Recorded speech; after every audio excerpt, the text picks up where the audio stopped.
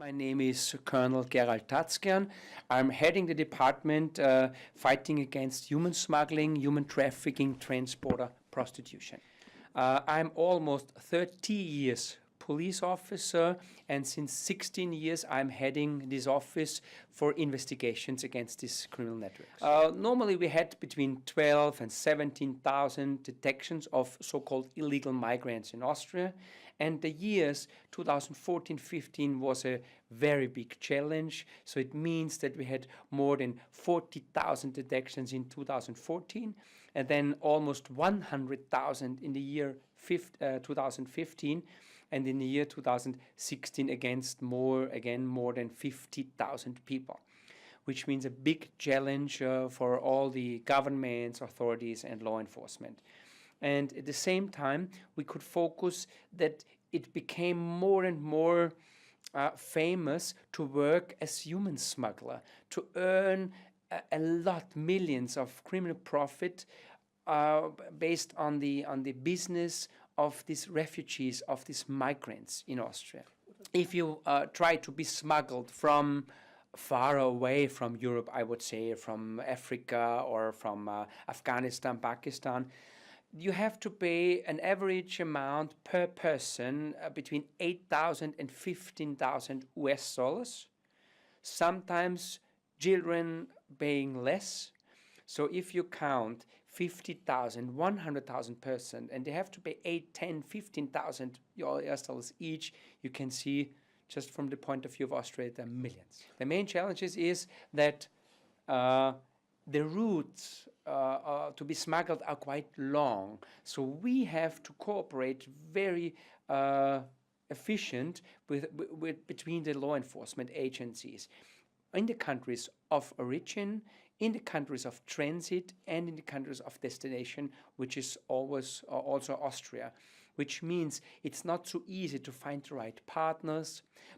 They are really interested in fighting against these criminal networks, because you can see that sometimes they are transporting thousands of people out of the countries, so they are no longer a problem, but law enforcement has to focus against these networks. The top 10 countries challenging in Africa, we have here Nigeria is the number one, where the last years a few thousands of people had been smuggled to Austria, and currently the last month till the end of October we had about 1,300 Nigerians to be smuggled.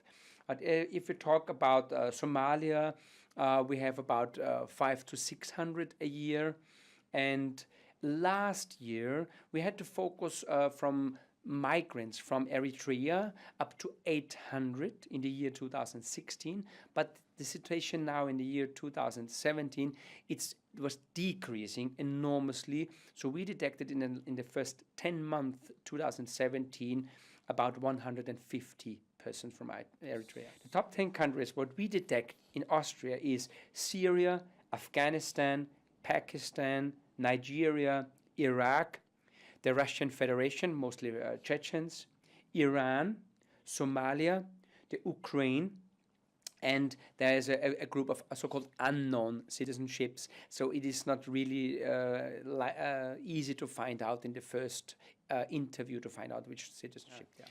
The main pull factors are mostly developed by the human smugglers, because they send back home via social media photos of relatives or from the same villages, persons close to a very expensive car, of the best apartments, and they are always, I wouldn't say forced, but they are almost brought to tell them very positive stories, that the money is growing on the trees and everything is supported and so on, which is not true.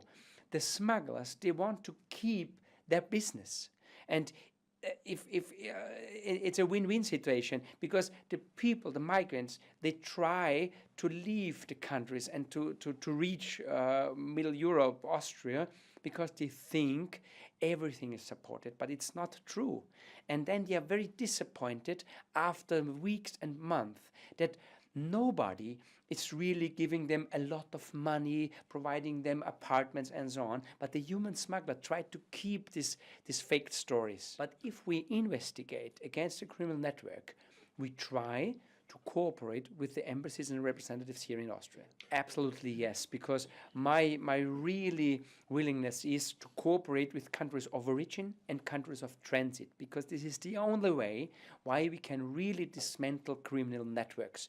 Because who knows best, who is organizing the smuggling case than you in Eritrea, because there are the first contact persons, the criminals. They ask for a lot of money to be smuggled and to smuggle the people to the countries of destination, and vice versa. The Eritrean authorities, they need the cooperation also with us, because here are the next criminals working on that smuggling case, and this is the only way we can dismantle them. This is a very difficult situation for them, because I compared always with an owner of a dog who is always injuring the dog and fighting against his own dog. The dog, abused and injured, is still has to rely on the owner of the dog. And it's the same like the migrants. They rely on the smugglers, although they are treated very in a bad situation. And they promise everything they can do, but then they are disappointed. But they keep them just in a way, in a more or less a kind of positive way, that, okay, yes, it will be better. I promise you, you have to wait, you have to work for me.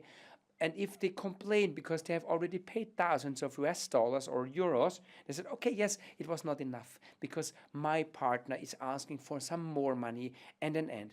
But after a month, they realize, and they're starting realizing that this is not true what they are told them. This is not, there's no support. They have to live maybe 40 people in a small apartment. They are treated very badly. They have to work to pay back money they have already paid in the country of origin. It's okay, it's gone. The $8,000 are gone, but here you have to pay additional money. Absolutely, and I had a lot of discussions also on TV where I really mentioned that some NGOs are playing a bad role, because there is no coincidence that where all the human smugglers let the rubber boats and the small boats in the Mediterranean Sea, and a lot of ships, NGOs are coincidentally there, and they search and rescue them, thousands of people to Italy. In 2 weeks, I will meet an anti-mafia prosecutor in Palermo. I will go there. I will visit several hotspots in Italy just to find out how the situation is at the moment.